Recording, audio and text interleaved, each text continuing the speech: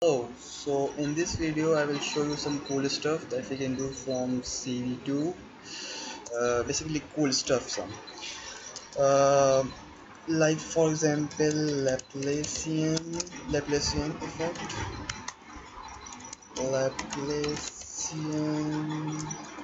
and flip, then CV2 dot CV underscore 64F. Check out the result. CV2 I am sure. Just write the name Laplacian and check out the result.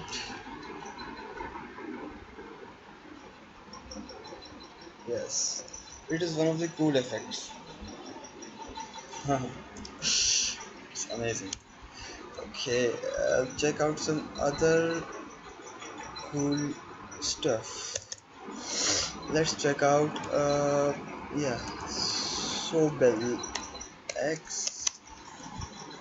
This is another effect that you can add. Sobel and flip cv2.cv underscore 64f10 case size equals 5. Just copy it and flip it. This is for x and this is for y. Instead of 10 we will do it 01. Just flip it around and just look it. I am sure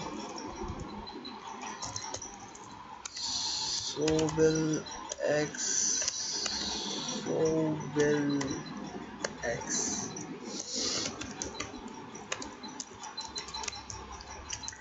CV2 dot I am sure Sobel Y, Sobel Y. So check out the result.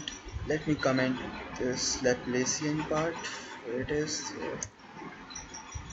Yes.